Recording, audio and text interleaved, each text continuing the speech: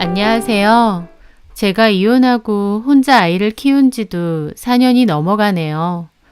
뭣도 모르는 시절 첫 연애를 했는데 덜컥 임신을 했고 파도에 휩쓸리듯 결혼을 했었습니다. 첫 연애였고 또 나이도 어리고 순진했기 때문에 그렇게 해야 되는 줄 알았어요. 물론 그때 당시엔 그 남자가 세상 그 누구보다 멋지고 좋아 보이기도 했고요. 결혼 생활을 하면서도 너무 힘들고 불합리한 상황을 많이 겪으면서도 참아야 된다고 생각했어요. 내가 선택한 결혼이니까 힘들어도 감수하고 버텨야 된다고 말이죠. 지금 생각해보면 왜 그렇게 혼자 참고 버텼는지 그 시절에 제가 불쌍해 안아주고 싶을 때가 많습니다. 하지만 모든 것은 때가 있기 마련이니까 제가 이혼을 선택한 그때가 사실 시기상으론 이혼하기에 가장 적절한 때이기도 했어요. 마치 하늘에서 제 이혼을 도운 것 같다고나 할까요? 어떤 일이 있었는지 그 사연에 대해 말해보려 합니다. 그때 당시 저는 6살 아들을 키우고 있었고요. 20대 후반이었어요. 남편과는 5살 차이였고요. 2년제 졸업 후 회사를 다니고 있을 때 만났던 사람입니다. 첫 연애였는데 그때는 그 남자가 참 어른스러워 보이고 멋져 보이더라고요. 그리고 저를 너무 잘 챙겨줬었어요. 제가 맞이인 데다 저희 친정이 형편이 막 좋지 못한 편이라서 동생들에게 양보를 많이 하고 자랐거든요. 학교도 제가 원하던 과가 있었는데 동생들 생각해서 포기하고 2년제로 진학한 거였어요. 대학 다니는 동안 아르바이트도 내내 하면서 제 용돈도 벌어 쓰고 학비에도 보탰고요. 부모님이 저에 대해서 좀 미안해 하시는 부분이 많았지만 괜찮았습니다. 저희 부모님 경제적으로 넉넉하지는 않으실지언정 사랑으로 저 키워주셨고 저희 동생들도 다 착하거든요. 그런데 표면적으로는 괜찮았을지언정 속으로는 저도 좀 결핍된 부분이 있었나 봐요. 제가 챙겨주는 것보다 저를 챙겨주고 보듬어 줄 수 있는 사람에게 끌리더라고요. 그 남자가 저보다 5살이나 많기도 했고 연애 당시에는 저를 너무 잘 챙겨주고 보살펴준다고 생각했기 때문에 저도 참 좋아했었어요.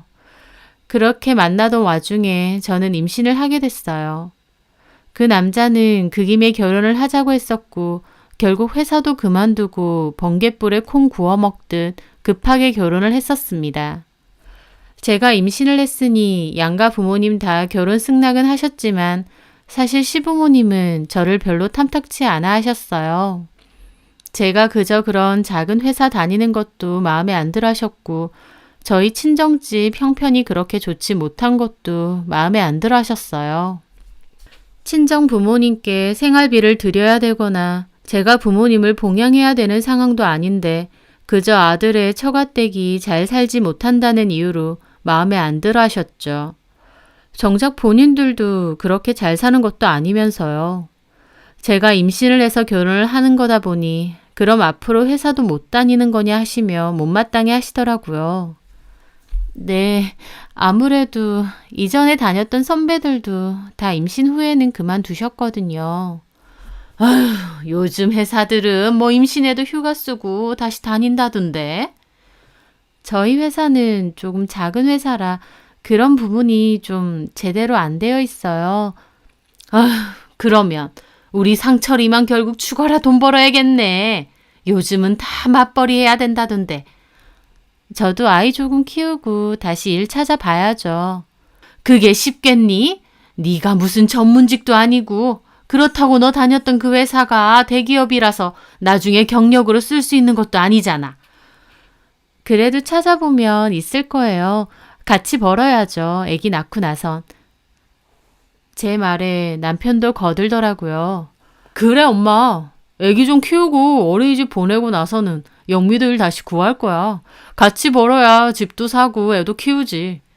요즘 시대에 맞벌이 아니면 힘들어. 너만 고생할까봐 걱정돼서 그런다. 걱정할 거 없다니까. 그렇게 저는 임신을 해서 일을 어쩔 수 없이 못하는 건데도 눈총을 받으며 결혼을 해야 했습니다. 저와 남편은 임대 아파트에 살게 되었고요. 시부모님 집은 저희 집에서 걸어서 10분 정도밖에 되지 않는 엄청 가까운 거리에 사셨어요. 덕분에 저는 줄창 시댁에 가는 일이 많았습니다. 주말은 물론이거니와 평일에도 제가 집에 있다는 이유로 아무 때나 오시고 또 아무 때나 부르시곤 했어요. 때로는 싫고 피곤하고 힘들었지만 시부모님이니까 또 어른이니까 따라야 된다고 생각했습니다. 그리고 저희 시부모님 성격도 원래 그런 분들이라 생각했고요. 그런데 아니더군요. 남편에겐 2살 나이 터울 남동생, 그러니까 저에게는 도련님이 한 분 계셨는데요. 그때쯤 결혼을 하셨거든요. 동서될 사람은 은행원이었는데 어머님이 엄청 좋아하셨어요. 여자 직업으로 안정적이고 너무 좋지 않느냐면서요. 저도 도련님이 참하고 능력도 좋은 신부감을 맞이하는 것 같아 좋았는데 문제는 자꾸 어머님이 비교를 하는 겁니다. 동서 칭찬만 하시면 되는데 동서 앞에서도 막 여자는 직장이 있어야 된다며 자기도 부엌대기 며느리는 싫다고 하시질 않나. 돈 잘 벌어서 든든하다고 하질 않나. 둘째 아들은 결혼을 잘해서 너무 좋다는 얘기도 하셨네요. 전부 다 제가 듣는 앞에서요. 서운하기도 하고 동서 듣는데 민망하기도 했습니다. 저를 뭐라고 생각할까 싶기도 하고요. 그리고 또 부럽기도 했어요. 어머님도 동서를 너무 마음에 들어 하셨지만 도련님도 동서에게 잘하는 게 보였거든요. 진짜 공주님처럼 대접하는 게 보일 지경이었죠. 근데 저는요, 완전 그 집의 공식 무술이었습니다. 저희 남편 결혼 전에는 저한테 물 한 방울 안 묻히게 해준다더니 웬걸요. 손에 물이 마를 날이 없었네요. 저희 집 살림에 어머님 집 살림까지 도와야 했으니까요. 제가 결혼하고 애가 있어도 나이만 보자면 어린 나이인데 집안일을 많이 하다 보니 어깨도 굽고 손마디도 갈수록 두꺼워졌습니다. 하지만 개고생한다고 알아나 주나요? 결국 저는 시부모님에게도 남편에게도 그저 돈 못 버는 부엌대기일 뿐이었습니다. 남편도 갈수록 저를 무시했고 저도 자존감이 한없이 추락하더라고요. 그래서 저도 일을 해보려고 했어요. 취업으로 처음엔 알아봤지만 그전에도 일반 사무직이었고 따로 기술도 경력도 없다 보니까 취업이 쉬운 게 아니었습니다. 그래서 눈을 돌린 게 창업 쪽이었죠. 그때 문화센터에서 하는 단기 특강으로 앙금 떡 케이크를 했었는데 너무 재밌더라고요. 떡 케이크에 올라가는 꽃장식 만드는 것도 그 강사님도 저보고 초보인데 너무 잘한다며 소질 있다고 하셨고요. 오랜만에 듣는 칭찬이라 그런지 너무 좋더라고요. 그 후에도 따로 시간을 내서 정기 떡 케이크 강좌를 들었는데 같이 수업 듣는 수강생들도 강사님도 다 저보고 제일 잘한다며 칭찬 일색이었습니다. 장식하는 것도 너무 섬세하고 디테일하게 하고 색 조합해서 쓰는 것도 너무 고급스럽게 쓴다면서요. 강사님도 따로 진지하게 창업 전문반까지 수료하고 판매해봐도 좋을 것 같다고 하셨으니까요. 살면서 제일 잘한다 소리는 처음 듣는 거라 너무 재밌더라고요. 케이크는 친정 부모님, 시부모님께도 선물로 드렸었어요. 다 사오신 줄 알더라고요. 게다가 주변 친구들이 재료값이랑 수고비 줄 테니 만들어 달라고 해서 몇 번 만들어 준 적도 있고요. 그런데 막상 제가 본격적으로 판매도 해보면 어떻겠느냐 하니 남편은 고개를 젓더라고요. 그거 해서 뭐 얼마나 번다고. 왜? 인기 많은 판매자들은 예약도 힘들어. 아, 됐어. 괜히 있는 돈이나 까먹지 마. 뭐 아무나 해? 나 잘한다고 다 칭찬해. 강사님도 나 판매해도 될 수준이래. 야, 그거는 그냥 하는 소리지. 너는 그런 걸 다 믿어? 괜한 짓 하지 말고 살림이나 똑바로 하고 애나 잘 봐. 너무 기분 나빴습니다. 완전 저를 개무시하더라고요. 집에서 시작해볼까 싶기도 했지만 솔직히 먹는 음식인데 제대로 사업장도 없이 집에서 만드는 데다 픽업하기도 힘들면 누가 사려고 하겠나요? 저는 작업할 수 있고 손님들이 픽업하러 들어올 수 있는 조그마한 공간이라도 있으면 싶었는데 남편은 하지 말라고 반대하더라고요. 친정엄마에게 이런 얘기를 했고 친정엄마도 케이크 주변에 보여주니 다들 너무 예쁘다고 주문하고 싶다고 칭찬 일색이었다며 엄마는 판매해봐도 좋을 것 같다면서 그러시는 거예요. 엄마 아빠가 능력만 되면 널찍하고 괜찮은 자리 하나 마련해 줄 텐데 미안해. 아니야. 큰 공간까지 필요도 없고 점차 늘려가면 되는 거니까 윤서방한테 잘 얘기해 봐야지. 하지만 남편은 요지부동이었어요. 괜히 자기가 버는 돈 까먹지 말라고 엄포를 놓더라고요. 그래서 결국 엄마가 따로 가게를 낼 수 있게 돈을 좀 만들어 본다고 하셨어요. 저도 나름 시장 조사하면서 조금씩 준비를 하고 있었고요. 그러던 찰나에 김장철이 왔습니다. 어머님이 역시나 저에게 전화가 와서 김장하러 오라고 하시더군요. 저는 내심 동서도 들어왔으니 일이 좀 줄겠구나 기대를 했어요. 어머님은 한 30포기 정도 하시거든요. 3명이서 하면 훨씬 빨리 끝나지 않겠나 싶었는데 웬걸 올해는 40포기를 하겠다는 겁니다. 주변에 줄 곳도 있다면서요. 게다가 막상 어머님 댁 가보니 동서는 못 온다고 했습니다. 일이 있다면서 김장비로 돈 봉투만 따로 보냈다는 거예요. 어머님은 돈 받았으니 됐다 생각하시는데 저는 솔직히 마음이 그렇더라고요. 애초에 저랑 어머님 둘이서 하는 거랑 새로 사람 들어왔는데도 둘이서 하는 거랑은 좀 다른 기분이니까요. 그런데 거기다가 어머님이 이번에는 배추도 저보고 절이라고 하시는 거예요. 원래는 어머님이 절인 배추를 사오셔서 양념 무치기만 했거든요. 근데 가보니 아예 생배추들만 쌓여져 있더군요. 어머님은 허리가 아프니 저더러 처음부터 다 하라는 거였습니다. 쌓여져 있는 배추들을 보는데 너무 서럽더라고요. 마음 같아선 저도 동서처럼 돈 들이고 안 하겠다, 사서 드셔라 하고 싶을 정도로요. 하지만 어쩔 수 없이 저는 배추들 다 씻고 절이고 물 빼고 허리 한번 못 펴고 일을 했습니다. 작년까지는 절인 배추라도 사고 어머님이라도 같이 했지 이번에는 저 혼자 다 하려니 죽겠더라고요. 그렇게 겨우 다 해놓으니 해가 저물더군요. 어머님 내일 또 와서 양념 바르래요. 어머니 저 혼자 다 하니까 너무 힘들고 허리도 아프고. 그럼 뭐 어쩌라는 거야? 나보고 하라는 거니? 아니 그게 아니라 다른 식구들도 좀 도와줄 수 있잖아요. 저 혼자 이걸 다 하기엔. 예, 나는 네 나이 때 50포기씩 혼자 다 했거든? 이게 뭐가 그렇게 힘들다고 그러는 거야? 그럼 허리 아픈 내가 할까? 동서는 내일은 시간 안 된대요. 안 된다잖아. 바쁘다고. 사회생활 하는 애니까 오죽 바빠. 게다가 못 와서 죄송하다고 김장비도 이렇게 두둑히 보냈다. 얘가 이렇게 경우가 발라. 못 온다고 돈까지 이렇게 보내고. 근데 너는 뭐니? 김장김치 얻어갈 생각은 해도 김장비 한 번을 안 냈지? 참 어이가 없었습니다. 저희 집 김치 그렇게 많이 먹지도 않습니다. 또 저희 엄마가 따로 보내주시기도 하고요. 애초에 어머님 김치 담그는 걸 제가 가서 돕는 것뿐인데 일도 다 하고 김장비까지 내야 되나요? 참 너무하시더라고요. 하지만 바보 같은 저는 말 한마디 못하고 그냥 꾹꾹 참고 있었죠. 어머님은 잔말 말고 내일도 오라고 하셨고 저는 허리를 두드리며 그 길로 유치원에 가 아이를 데리고 집으로 왔어요. 아이 데리고 와선 밥 먹이고 씻기고 남편 밥 차려주고 그날 자는데 허리가 끊어질 것 같았습니다. 자고 일어나니 허리가 더 아프더라고요.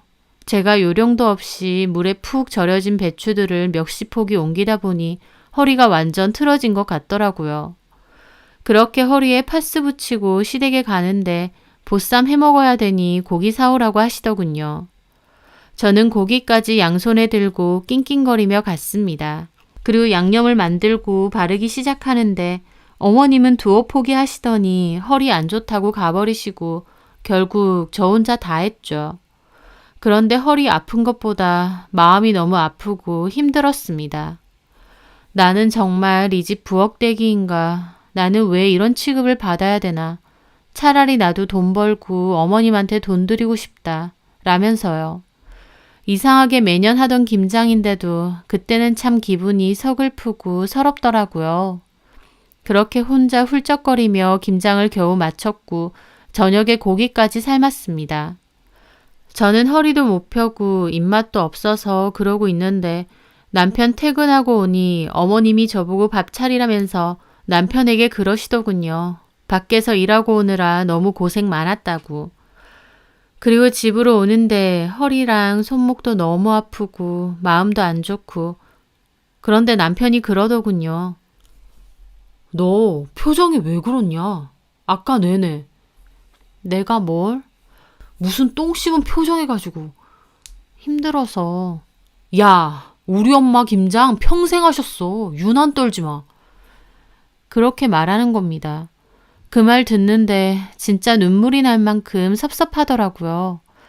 이틀에 걸쳐 허리 한번 못 펴고 자기 집 김장 도와주고 왔더니 한다는 소리가 유난 떨지 말라니요. 그날 저는 아무 말도 안 했어요. 아이도 재우고 방에 들어왔는데 남편 코 골고 자고 있고 그 모습을 보는데 기분이 말도 못하게 씁쓸했습니다. 허리도 아프고 너무 피곤한데도 이상하게 잠은 안 오고 마음이 너무 안 좋고 힘들더라고요. 내가 왜 이렇게 살아야 될까? 나는 도대체 이 집에서 무슨 존재일까 싶고요. 그렇게 훌쩍이다 어느새 잠이 들었는데 다음날 결국 몸살이 났습니다. 식은땀 흘리며 아이 등원시키고 남편 밥 차려주고 겨우 들어 누웠죠. 누워있는데 눈물이 계속 나더라고요. 나는 진짜 이 집의 밥순인가 싶고요. 나도 하고 싶은 거 있는데 해보고 싶은 것도 있고 꿈도 생겼는데 하면서요. 그렇게 밥도 안 먹고 내내 이 결혼에 대해 그리고 제 인생에 대해 생각했던 것 같습니다. 생각할수록 우울하고 분통만 터지더라고요. 그런데 불에 기름 붓는 격으로 그날 오후 말도 없이 어머님이 저희 집에 찾아오신 거예요. 전날 어머님이 남편 좋아하는 반찬 들고 가라고 한 게 있는데 그걸 깜빡하고 놓고 왔거든요. 그래서 들고 오신 거였죠. 제가 피곤한 기색으로 어머님을 맞이하니 어머님 저보고 혀부터 차시더군요. 너 왜 그렇게 병든 닭 마냥 그러고 있냐? 몸살기가 좀 있어서요. 김장 그거 조금 했다고? 아이고 참 무서워서 뭐 시키지도 못하겠네. 그거 했다고 알아 누웠어? 아픈데 괜찮냐 말 한마디 없이 바로 윽박 지르시더라고요. 대꾸할 기운도 없었던 저는 그냥 가만 있었습니다. 그런데 거기다 대고 혼잣말 하듯이 그러시더군요. 저렇게 몸도 부실해서야 어디 하나 쓸 데가 없어. 돈 없으면 몸으로라도 때워야 되는데. 그 말에 저도 울컥하더라고요. 어머님, 돈 없으면 몸으로 때우라니요. 그래서 저한테만 일 다 시키신 거예요? 그래, 뭐 틀린 말 했냐? 돈 없으면 원래 몸으로 때우는 거야. 너 돈 있어? 없잖아. 혜영이는 봐라. 김장한다니까 김장비 보태시라고 돈부터 척하고 준다. 나는 사실 그런 며느리가 좋아. 돈 벌고 능력 있어서 내 아들 짐 덜어줄 수 있는. 근데 너는 뭐야? 너는 결혼해서 줄곧 내 아들 등골만 파먹고 있잖아. 무슨 말을 그렇게 하세요? 제가 결혼해서 뭐 호의호식이라도 했어요? 제 말하는 것 봐. 돈 한 푼 안 벌고 내 아들 돈으로 먹고 자고 쓰는 게 호의호식이지. 그렇게 안 입고 오면 너도 어디 가서 돈 들고 와. 그럴 능력도 없는 게. 저도 일할 거예요. 일하고 싶은데 상철 씨가 못하게 하는 거예요. 네가 뭘 할 건데. 괜히 있는 돈이나 날려먹을 것 같으니까 상철이가 말리는 거지. 네 주제를 알아. 제 주제가 뭔데요? 몰라 물어? 부엌대기. 그 말에 저는 가슴이 다 덜컥 내려앉았습니다. 알고는 있었지만 직접 들으니 더 마음이 내려앉더라고요. 아, 나는 정말 이 집에서 부엌대기 존재구나. 그 이상도 그 이하도 아니구나. 너무나도 확실히 알겠더라고요. 그 후에 어머님이 더 뭐라고 하셨지만 들리지도 않았습니다. 이미 너무 슬프고 비참했거든요. 어머님이 가시고 저는 내내 멍하게 있었어요. 일 안 하고 돈 없다고 이렇게까지 사람 무시할 수 있나 싶고 정말 딱 죽고 싶게 괴롭고 힘들었어요. 그렇게 우울하게 지내던 무렵이었습니다. 엄마에게 전화가 왔어요. 아이 하원시켜서 집으로 오라고요. 그렇게 저는 무슨 일이 있나 걱정하며 엄마 집으로 갔는데 정말 꿈에도 생각지 못한 이야기를 듣게 되었어요. 바로 저희 아빠가 로또에 당첨되신 겁니다. 그 이야기를 듣는데 믿기지가 않더라고요. 꿈인가 싶고 너무 비현실적이었어요. 아빠가 로또를 10년 넘게 사오신 건 알아요. 하지만 5등도 잘 안 되셨거든요. 엄마는 괜히 헛돈 쓰지 말라 그러셨었죠. 그런데 1등이라니요. 이게 진짜 있을 수 있나 싶어서 어안이 벙벙하더라고요. 엄마 아빠는 제가 몰래 카메라냐고 못 믿는 걸 보시고는 통장도 보여주셨어요. 통장에는 처음 보는 액수의 금액이 찍혀 있더라고요. 엄마 아빠는 확인 후 월요일에 돈을 찾아왔다고 하셨어요. 동생들에게도 아직 얘기 안 하셨다고 하고요. 엄마 아빠는 당첨됐다는 걸 알고 까무러칠 뻔했다 그러시더군요. 저도 너무 기뻐서 엄마 아빠와 얼싸 안았습니다. 그러면서 고생 끝났다며 무엇보다 저한테 너무 알려주고 싶었다 하시는데 저도 눈물이 하염없이 났습니다. 제 상황이 너무 안 좋다 보니 더 꿈 같고 벅찼던 것 같아요. 게다가 저희 부모님도 평생 고생만 하셨는데 이렇게 좋은 일이 생기는구나 싶고요. 그렇게 얼싸안고 눈물도 한바탕 흘린 후 아빠가 저에게 그러시더라고요. 너 엄마한테 들으니 뭐 해보고 싶은 거 있다며? 해봐라. 아빠가 돈 다 대줄 테니까. 정말요? 그래. 너 장렬하고 동생들한테 양보하고 우리 생각하고 그런 거 다 고맙고 미안했어. 너 하고 싶은 거 있으면 이번엔 아빠가 제대로 지원해 줄게. 제가 하고 싶은 거, 그 말에 저는 불쑥 이렇게 대답했습니다. 저요, 엄마 아빠, 이혼하고 싶어요. 생각지도 못한 제 말에 엄마 아빠 너무 놀라시더라고요. 너무 행복해 하시는데 찬물 끼얹고 싶진 않지만 아빠가 원하는 게 뭐냐고 물었을 때 머릿속에는 이혼밖에 안 떠올랐거든요. 그만큼 저는 너무 오랫동안 지쳐 있었어요. 부모님께 그간 있었던 일 다 말씀드렸어요. 엄마 아빠 걱정 끼쳐드릴까 말 안 하고 싶었지만 저도 그때만큼은 응석바지 자식이 되고 싶더라고요. 제 말을 듣고 엄마는 눈물을 훌쩍이시고 아빠도 그런 대접 받고 살았냐 씁쓸해 하셨습니다. 남편에게도 시댁에서도 무시당하는 거 친정에서는 최대한 티 안 내려고 했으니까요. 부모님은 아이도 있고 최대한 신중하게 고민이 없게 잘 생각해 보라고 하셨어요. 저도 그래야 된다고 생각했고요. 그리고 아빠는 일단 제 통장으로 돈을 좀 보내놓는다 하셨어요. 제가 그럴 필요 없다 말씀드렸는데 아빠가 용돈 넉넉하게 주고 싶었다면서 내일 보내준다고 하시더라고요. 그렇게 얼떨떨한 기분으로 집으로 온 저는 아빠가 로또에 당첨됐다는 믿기지 않는 소식과 이혼에 관한 고민으로 몹시 복잡했습니다. 아이를 생각하면 참을까 싶다가도 또 저를 생각하면 더 살고 싶지 않았어요. 게다가 이제는 친정 부모님이 저를 도와줄 수 있는 상황도 되셨고요. 하지만 그렇다 해도 이혼이 쉬운 건 아니기에 갈팡질팡 심각하게 고민하던 찰나 결정적인 사건이 생겼습니다. 어머님이 금요일 저녁에 다음날 일찍 오라고 남편한테 전화를 하신 거예요. 그래서 남편이랑 아이랑 갔는데요. 세상에 배추가 쌓여 있는 겁니다. 그러면서 한다는 소리가 이것도 좀 해놔라. 주변에 좀 나눠주고 나니까 모자라서 어제 배추 좀 사왔다. 네? 이걸 또 하라고요? 그래. 20포기밖에 안 돼. 금방 하잖아. 그 배추를 보는데 속에서 신물이 날 정도로 화가 나더라고요. 분명히 저 몸살난 것도 보셨으면서 아무렇지 않게 그것도 말도 안 하고 불러서 김장하라고 하다니요. 제가 무슨 몸종인가요? 어머님, 저 그때 김장하고 몸살난 거 아시잖아요. 그때는 마음폭이고 오늘은 딱 절반 아니야. 금방 한다니까. 평소 같으면 또 그냥 했을지 모릅니다. 하지만 바로 며칠 전 아버지의 로또 당첨 소식을 들었고 부모님께도 이혼하고 싶다는 말을 전했기 때문에 더 이상 참고 싶지 않더라고요. 저 못하겠어요, 어머님. 허리도 아직 아프고 정작 저희 집은 김치 별로 들고 가지도 않았잖아요. 어머님 이거에서 별로 친하지도 않은 분들까지 다 나눠주신다면서요. 제가 알지도 못하는 분들 때문에 또 고생하고 싶지 않아요.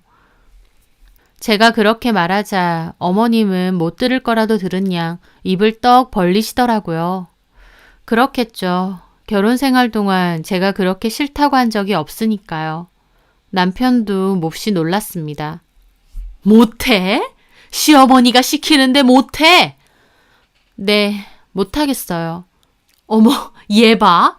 야, 너 그러면 뭐 할 건데? 어머님 갑자기 분노하셨고 남편도 저에게 따지더군요. 그냥 해. 그렇게 많지도 않잖아.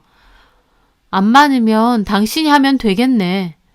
그 말에 어머님 거품 물더군요. 야, 어디서 힘들게 일하고 온 남편한테 일을 시키긴. 너 집에서도 그러니? 너 왜 이래? 뭐 잘못 먹었냐? 힘들다고. 나 그때 몸살 났고 정말 힘들었다고. 근데 아무렇지도 않게 이걸 또 하라고 이렇게 주시는 게 말이 돼? 몸살 난 게 뭐 그렇게 유난이야. 내가 말했지. 돈 없으면 몸으로 때우라고. 그 말에 저도 화가 나더라고요. 돈 없으면 몸으로 때우라고요? 좋아요. 잠깐 기다리세요. 저는 그 길로 밖으로 나갔습니다. 남편하고 어머님하고 어디 가냐고 소리 질렀지만 저는 아랑곳 않고 나갔어요. 그리고 어머님 댁에서 가장 가까운 A팀기에서 100만 원 인출했습니다. 그리고 다시 시댁으로 갔어요. 이혼할 거고 다 질러버릴 거다 결심하면서요. 그렇게 다시 도착하니 어머님이 화부터 내시더군요. 너 말하는데 어디 갔다 와? 그러시길래 제가 들고 있던 돈 그대로 바닥에 집어 던졌습니다. 바닥에는 10,000원짜리 뿌려지고 어머님과 안방에 있던 아버님 그리고 남편까지 깜짝 놀라더군요. 야, 너 이게 무슨 짓이야? 너 미쳤니? 돈 없으면 몸으로 때우라 가셨죠? 근데 몸으로 이제는 안 때우고 싶어요. 돈으로 때울게요. 이 돈 가지고 직접 하세요. 아니면 어머님 아들 시키시던가요. 제 말에 남편이 소리를 막 지르더라고요. 그 바람에 저희 아이도 놀라서 울고요. 야! 너 내가 얼마나 힘들게 돈 버는데 내 돈을 이따위로 취급해? 기껏 이 짓 하려고 나가서 돈 뽑았냐? 내가 너 허세 부리라고 힘들게 일해서 생활비 준 줄 알아? 그 말에 저도 코웃음 쳤습니다. 이거 당신 돈 아니야. 내 돈이거든. 우리 부모님이 주신 내 돈. 웃기고 있네. 야, 너네 부모님이 뭔 돈이 있어서 너한테 돈을 주냐? 이제 막 나가자는 건지 장인어른 장모님 호칭도 없이 니네 부모님이라고 하더군요. 주실만 하니까 주시지. 말이야 바른 말이지. 쥐꼬리만한 생활비 주면서 내가 어떻게 이렇게 할 수 있겠어? 먹고 쓸래도 없는데. 저는 그러고 어머님께도 말했죠. 어머님 걱정 마세요. 이거 어머님 귀한 아들 돈 아니고요. 순수하게 제 돈이니까 김장비 드렸고 알아서 하세요. 저는 안 할 거예요. 얘가 진짜 미쳤네. 네, 미쳤죠. 미쳤으니까 이런 남자랑 결혼을 했고 이런 집에 시집을 왔겠죠. 이제는 좀 제정신 드네요. 저 더 이상 이렇게 안 살아요. 뭐? 돈이 없으면 몸으로 때우라고요? 제가 왜 돈이 없겠어요? 어머님 아들이 쥐뿔 능력도 뭣도 없으니까 제가 돈이 없는 거 아니겠어요? 야! 아들 반납할 테니까 평생 끼고 사세요. 엄한 집 딸, 값싼 노예처럼 부려먹을 생각 말고요. 저는 그렇게 말하고 우는 아이를 챙겨 나갔습니다. 남편이 따라와서 저를 붙잡길래 저도 밀쳤어요. 우리는 끝이야. 나도 더 이상 너랑 너네 부모님 못 참아주겠어. 내가 너네 집 식모야? 하녀야? 김장 하라면 하고 밥 차리라면 밥 차려야 돼? 내가 왜? 야, 너 이렇게 말한 거 완전 후회할 거야. 후회해도 결혼한 거만큼 후회할까? 애는 죽어가. 웃기지 마. 저는 남편에게서 필사적으로 아이를 뺏고 도망치듯 그곳을 떠났습니다. 아이도 울고 저도 울고 겨우 택시 타고 친정으로 갔고 부모님께 다 얘기했네요. 그런 꼴 보여서 아이에게도 너무 미안했습니다. 하지만 정말 더 이상은 못 참겠더라고요. 부모님도 잘했다 그러시고 그렇게 저는 그 일을 계기로 이혼을 준비하게 되었습니다. 남편도 어디 가보라며 이혼은 하자고 했는데 양육권은 포기 못한다 하더라고요. 언제부터 그렇게 살가운 아빠였다고 이제 와서 아이는 못 뺏긴다 어쩐다 하는지 황당하더군요. 남편은 제가 직업이 없고 재산이 없으니 아이를 양육하기 힘들 거라고 비웃었는데요. 저 보란 듯이 아버지 도움으로 이혼 전문으로 하는 대형 로펌 변호사까지 끼고 소송 시작했습니다. 남편은 제정신 아니라며 소송 비용으로 있는 돈 다 날리고 싶냐고 코웃음 치더군요. 그러든가 말든가 저는 아이만 데리고 오면 된다 생각했죠. 그렇게 양육권 소송 재판이 있던 날 저는 엄마 아빠와 법원으로 갔는데요. 시부모님과 남편이랑 딱 주차장에서 마주쳤습니다. 그런데 저희 아빠의 바뀐 차를 보고는 남편과 시부모님 눈이 휘둥그레지더군요. 그전에는 20년 넘은 낡은 승용차를 타셨는데 이제는 완전 삐까뻔쩍한 대형 세단을 타고 왔으니까요. 남편은 그날 저녁 저에게 따로 전화가 와서 묻더군요. 그 차는 뭐냐며 아버님 무슨 돈벼락 맞았냐고요. 지도 궁금하겠죠. 저는 알 필요 없다고 그냥 끊었습니다. 양육권 소송도 남편 측에서는 제가 직업이 없고 재산이 없어서 아이를 양육하기 힘들 거라고 주장했지만 저희 쪽은 제가 창업 준비 중에 있고 또 친정 부모님의 지원이 있을 거다. 친정 부모님의 재산은 이 정도다 라는 증거를 냈습니다. 남편도 본인 변호사를 통해 이야기를 듣고 몹시 놀랐나 보더라고요. 가난해서 개무시했던 처갓집인데 생각지도 못한 돈이 있으니까요. 진짜 웃긴 게 남편은 그제야 자꾸 연락하면서 미안하다고 자기가 반성했다며 울기까지 하더라고요. 다시 우리 세 식구 행복해지고 싶다느니 어쩌느니 하면서요. 그 눈물과 반성 참 신기하더라고요. 가난한 마누라한테는 안 나오다가 돈 많아진 마누라한테는 나오니까요. 저는 있을 때 잘하지 그랬냐. 이제는 끝이다. 난 더 이상 그렇게 못 산다. 단호하게 말했습니다. 결론적으로 제가 승소를 했고 양육권도 무사히 가져왔습니다. 그리고 저는 그 과정에서 아빠 지원받아서 앙금 케이크 공방을 차렸고 일을 시작했습니다. 처음엔 거의 주문이 없었지만 꾸준히 홍보하다 보니 아름아름 주문이 들어오더라고요.